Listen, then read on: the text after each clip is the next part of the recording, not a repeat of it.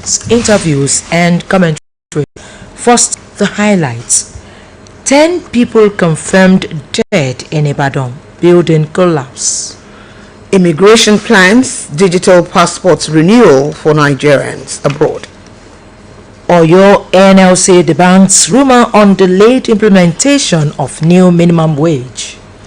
Lebanon conflict, U.S. officials to meet Israeli counterparts for peace discussion. Now, the details. 10 people, including young kids and women, were confirmed dead this morning after a building collapsed in the early hours of this morning. The collapse occurred at the Jegede area of Onara local government of Oyo State. Staff reporter Bimbo Akombi was at the scene and he brings details.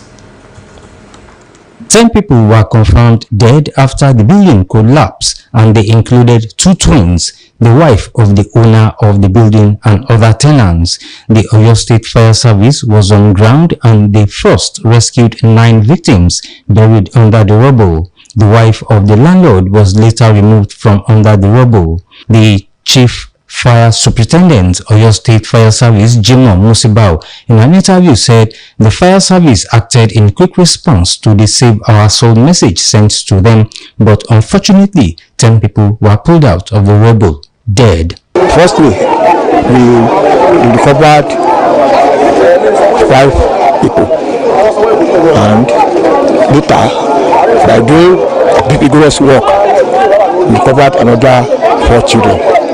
And they are best. It remains only one woman behind that we are trying to recover now. The general chairman of the Temediri Jegede Landlords Association, Iyoda Olufemi, and another landlord, Oluyole Timothy Ogundiran, expressed sadness at the sad incident. We just had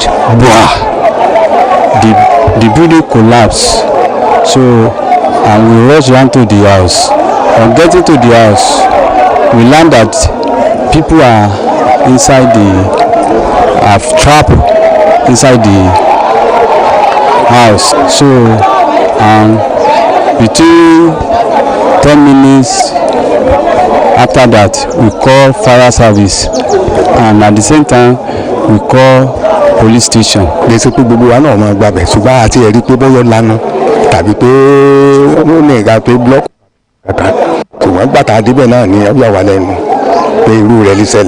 The executive assistant to the Oyo State Governor on Security, Sunday Udukoya, and the chairman of the Onara local government area of Oyo State, Dr. Temitope Kolapo, both expressed deep sadness over the incident and commiserated with the families of those affected. Well, it's very pathetic, and that is why I'm here to assess the situation and let the authority know exactly what really happened.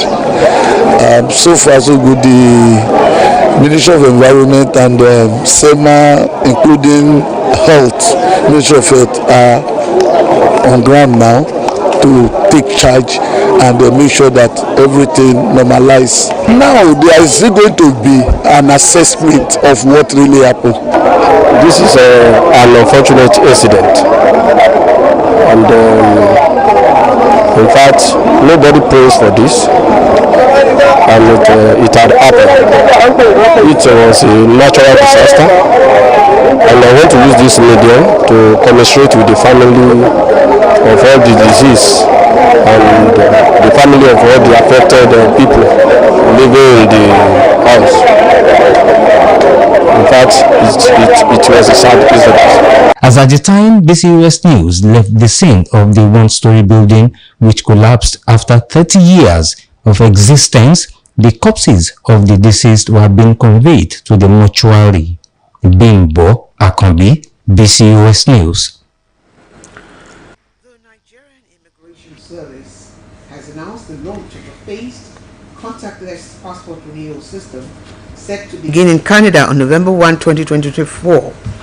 This new system allows Nigerians to renew their passports online, greatly reducing the need for in-person visits to NIS offices. The NIS shared the announcement through an information posted on its official X account. Following the rollout in Canada, The service will expand to the United Kingdom, United States and Italy on November 15, and by December 1 it will be available in Nigeria and other global locations. According to the NIS, the phased rollout is designed to enhance accessibility for Nigerians worldwide, allowing citizens to renew passports seamlessly from any location without visiting NIS offices. The NIS stated that Nigerians will be able to renew their passports by downloading the NIS mobile app available on Google Play, the App Store and the Windows Store, or by visiting its portal. The Acting General Officer commanding GOC 8th Division, Brigadier General Ibikunle Ajose, has called on media organizations in the country to collaborate with the military in reporting accurate and balanced news involving the Nigerian Army to ensure national security and development. The GOC made the appeal in Sokoto when the executives of Nigerian Union of Journalists (NUJ) Correspondents Chapel, Sokoto State, led by its chairman Malam Harisu Habibu, paid him a courtesy visit at the division headquarters in Sokoto. He noted that for any security outfit to succeed in its activities, there was need for collaboration with the media, who stands as a link between the military and members of the public. General Ajose further explained that appropriate mechanisms and operational machinery are being piloted to strengthen operations to better the security situation in the country. According to him, the army cannot operate without the media ready to project its activities in positive light and make the public understand that the country is getting better.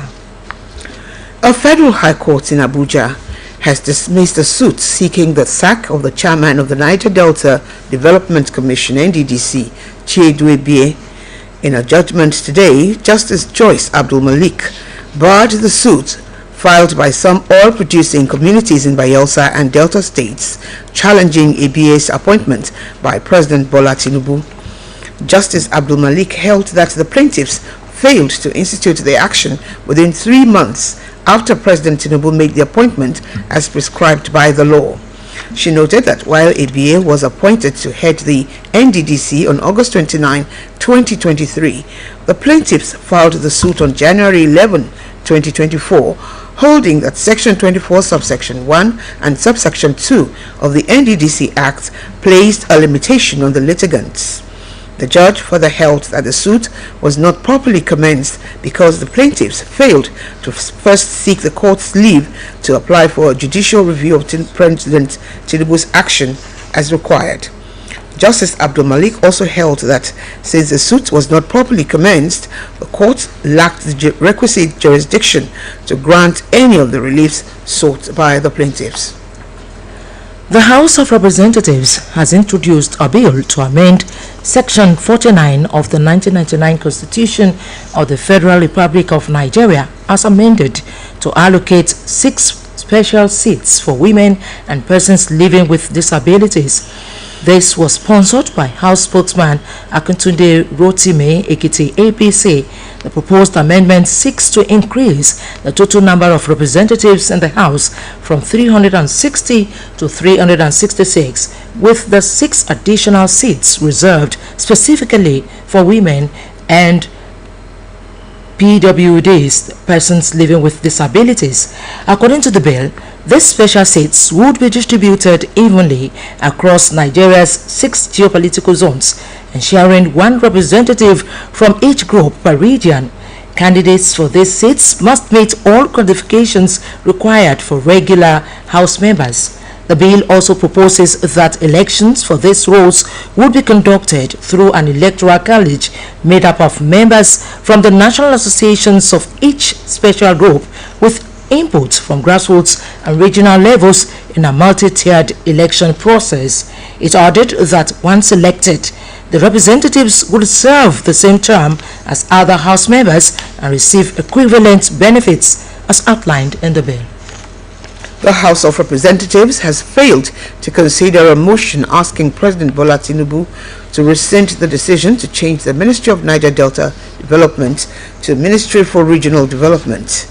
The House stepped down the motion sponsored by Obokwo Foji PDP Bayelsa because it has been overtaken by events. Speaker Abbas Tajuddin told the House that he met with President Tinubu last week and hit assurance that he was favorably disposed to receiving the South-South Development Commission bill to cater for specific issues of the Niger Delta region. He told the lawmaker that in light of the information and due to the fact that the issues within the motion have already been taken over by other events, he should allow the House to step down the motion. House Leader Julius Ihonvere, APC Edo, said even though the issues contained in the motion were germane, the conversion of the Niger Delta Development Ministry to that of Ministry of Regional Development will not in any way deny the Niger Delta region of its due development nor reduce its impact in the region, but only to broaden its scope to development of other regions.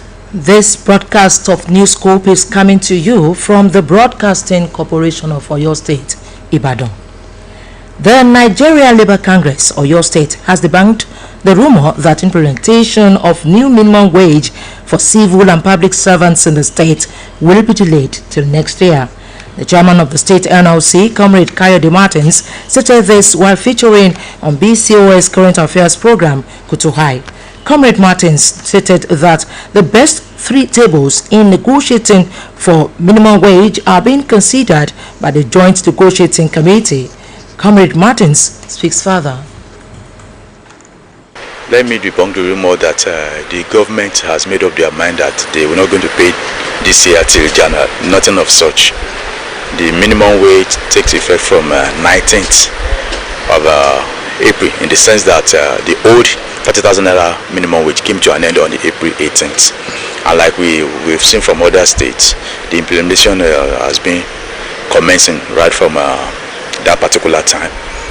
It's only that we really need to finalize everything, and it's going to commence very soon.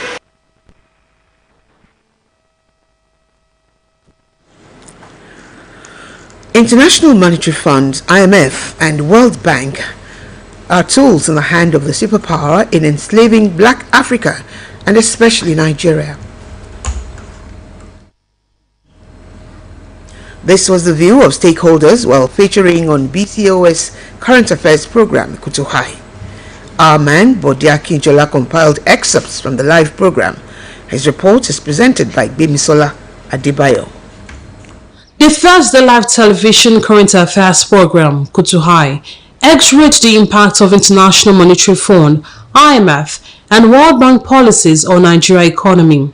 Dissecting the topic, the chairman, Oyo State Tax Association, Mr. Julius Oluyole, said IMF and World Bank are tools of oppression to Africa. Mr. Oluyole added that the political elite of the country is also compounding the problem by spending borrowed money recklessly and unaccounted for. IMF and World Bank happen to be tools in the hands of all these superpowers. They are only making use of them against the black Africans in order to continue enslaving us, because they've been researched into this. They do their research thoroughly.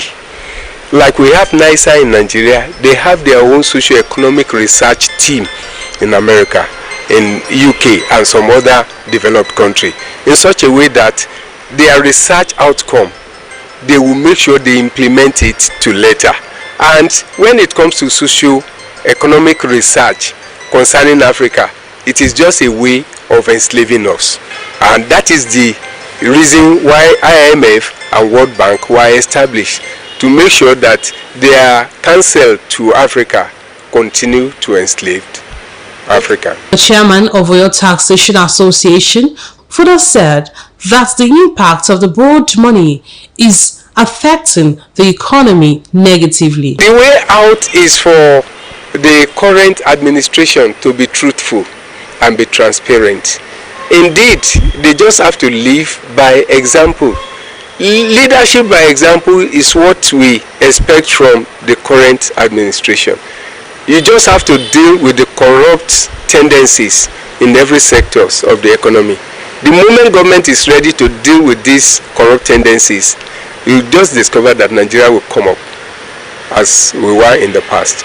1980, things were okay. Things are working. Industries, cottage industries, factories, working.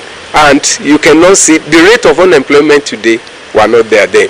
But today, things have turned upside down. Featuring on the program, the state chairman of NLC, Comrade Kayode Martins, said almost all the policies being executed by the current administration as a process to enrich the cronies of the political class. IMF they came out and they debunked on the agitation that they are behind the policies being rolled out by the federal government. They say they have no hand in it, and the federal government has not debunked that. So it shows that what Obasanjo just said is nothing but the truth, that the government of this day, they have no plan when they come into power. It shows that they have been having they have been rolling out their policies on their own. What I see in essence that has been happening is that the political families of our president, they are the one in charge, and every policy they roll out is just to enrich themselves. The political elites are really enjoying this country. Their salaries and hours have been increased underneath. The duo were of the view that IMF and World Bank are capitalist and Africa should be wary of.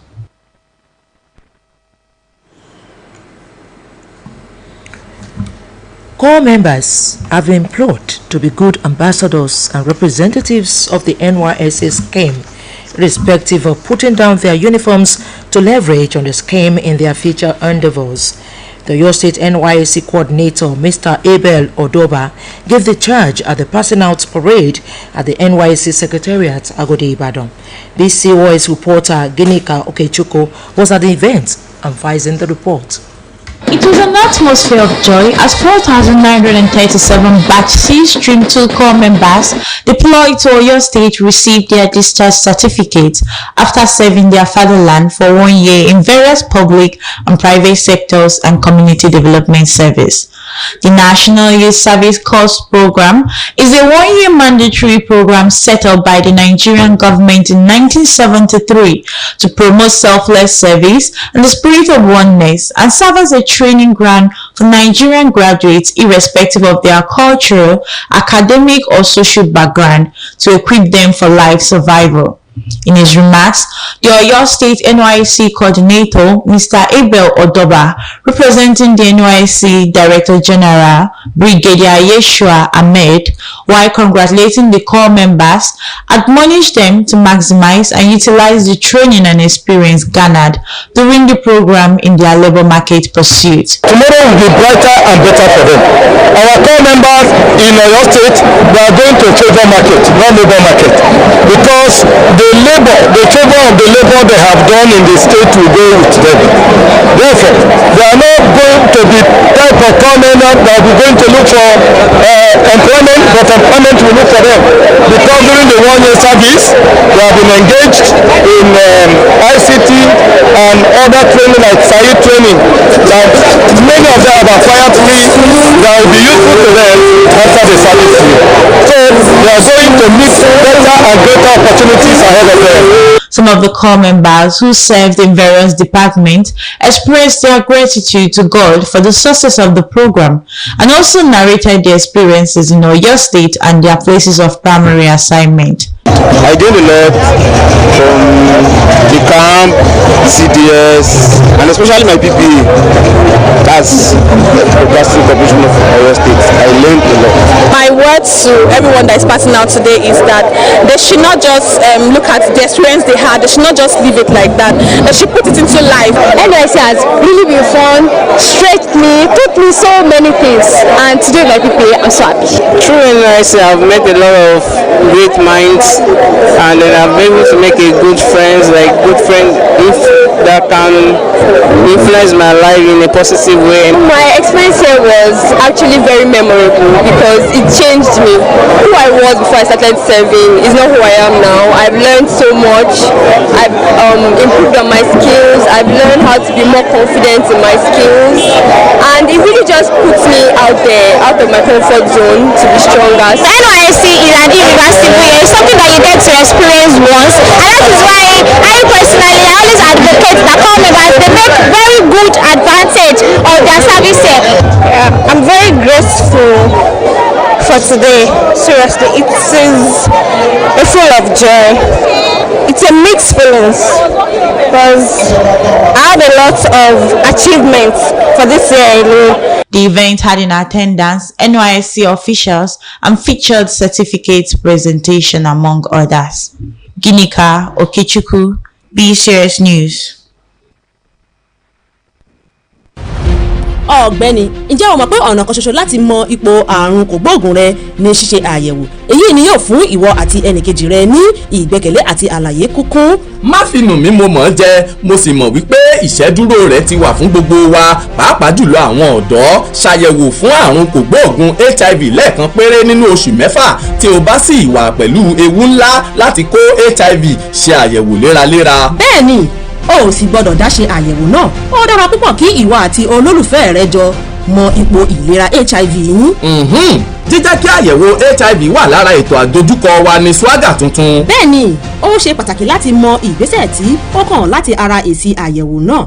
Tí èsì rẹ̀ bá jẹ́ pé ẹ ní àrùn náà, lílo antiretroviral therapy tó túmọ̀ sí pé o ò lè kó ran olólùfẹ́ rẹ láti ibi ìbálòpọ̀. Tí èsì àyẹ̀wò náà bá sì fi hàn pé o ní, o gbọ́dọ̀ dáàbò bo ara rẹ kí o sì fi ìfẹ́ hàn àwọn tí ó wà ní àyíká rẹ tí ó ní àrùn náà. Ẹ jẹ́ ká jọ dẹ́kun àrùn HIV ká sì ṣe ìwúrí fún àwọn tó ti tójú bọ́, pàápàá jùlọ àwọn ọ̀dọ́, láti ṣe àyẹ̀wò láti ran ara wa lọ́wọ́ ká sì fòpin sí àléébù tó wà pẹ̀lú àrùn HIV. Àròkọ yìí wá láti Federal Ministry of Health pẹ̀lú àjọṣepọ̀ Nàìjíríà àti àwọn ènìyàn Amẹ́ríkà fún àjọ PEPFAR.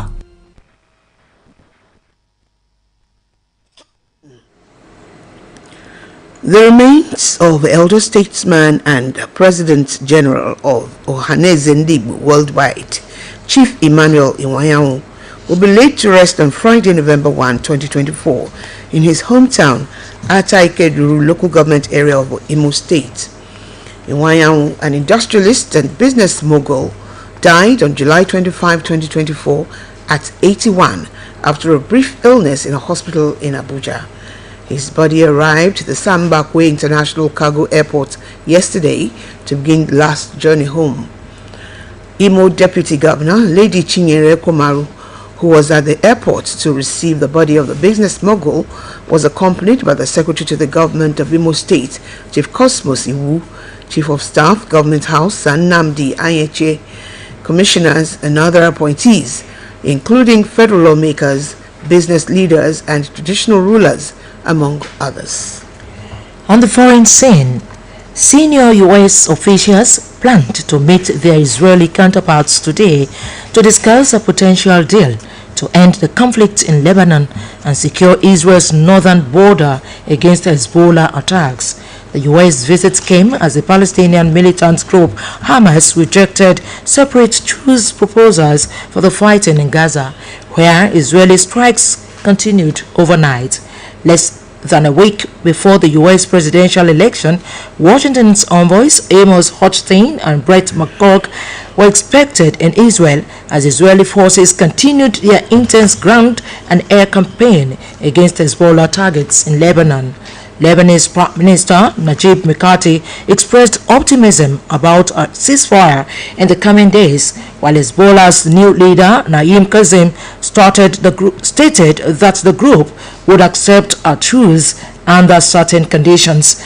According to Israeli media reports citing government sources, the plan brokered by the U.S. team would see Hezbollah forces retreat around 20 miles, 30 kilometers from the border north of the Litani River.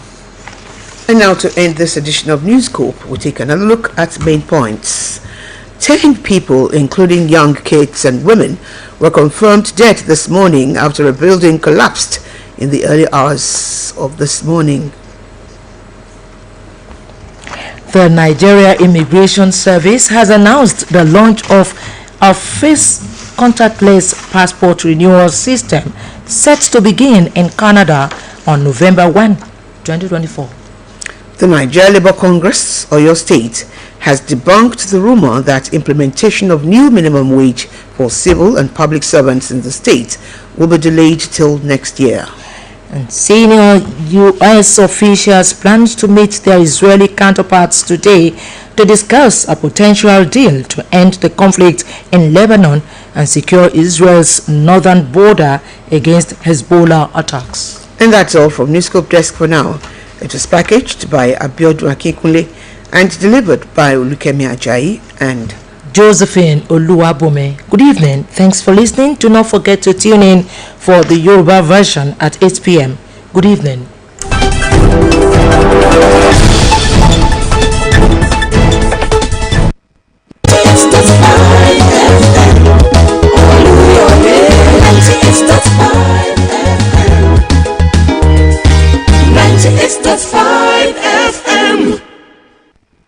Nígbà kan rí nílùú Ẹ̀gbá nígbà tó ń jọ pé gbogbo ìrètí ti pé Lísàbí dìde gìjà ọkùnrin jẹ́jẹ́ abìjà kúkú ó gbéná wojú ọ̀tá láti fòpin sí ìwà ọ̀dájú àti ìwà amúnisìn ọlọ́yọ̀ọ́. Lísàbí ìtàn tó ń peni sí ìrántí bí ọkùnrin kan ṣoṣo ṣe fi ìwà akíkanjú rẹ̀ yí ìgbé ayé àwọn èèyàn rẹ̀ padà sí rere.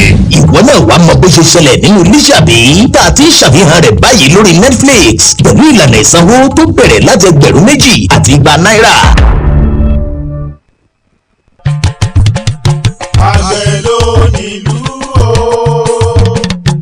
àgbẹ̀ ló nílùú o, ẹ̀jẹ̀ máa dáko, àgbẹ̀ ló nílùú o. 2024 BCOS Green Exhibition BCOS ilé akéde ọgbàràdá láti filẹ̀kẹ̀ sọ́rùn àwọn àgbẹ̀ nítorí pé ọba ni àwọn àgbẹ̀ tí wọn kò jẹ́ kébi ọ̀pàlú a ti ṣe irú pàtẹ ọjà àwọn àgbẹ̀ àti àfihàn ire oko ní ọdún díẹ̀ sẹ́yìn ó yẹ wa nítorí pé àjàgbá yìí ní tẹkùn òkìtì èyí kì í ṣe àkọ́ta àtàkìtì àgbo wa tọ́wọ́ àtàdínmẹ́yìn àbára ló lọ mú wa àwọn àgbẹ̀ àti ará ìlú 2024 BCOS Green Exhibition àfihàn ohun gbogbo tẹnu ń jẹ àwọn èròjà tó kó ṣe àfihàn ilé iṣẹ́ ìwádìí ìmọ̀ ìjìnlẹ̀ ajẹmọ́ṣẹ́ àgbẹ̀ ẹ wá wo àwọn ẹran àgbò tí wọ́n fi wo lùwo entertainment ram competition ẹ wá wo ohun tẹnu ń jẹ tẹnu mú lóko kóyìnbó tó dé ọtí ìṣẹ̀kẹ̀tẹ̀ kùrùkùtù ọtí àgbààgbà ọtí omi kòkó àti bẹ́ẹ̀ bẹ́ẹ̀ lọ ijó ìbílẹ̀ ní ìlànà àwọn àgbẹ̀ ohun gbogbo táwọn àgbẹ̀ fi ń dárayá kò ní gbẹ̀yìn Monday October 28 2024 títí di ọjọ́ Sunday November 3 2024 la ó fi ṣe ní gbàgede ìpàtẹ ọjà ilé akéde BCOS oríta Abàṣọ̀run Ìbàdàn fún ẹ̀kúnrẹ́rẹ́ àlàyé ẹ pè alága ìgbìmọ̀ ayẹyẹ lórí 080 384 96654 2024 BCOS Green Exhibition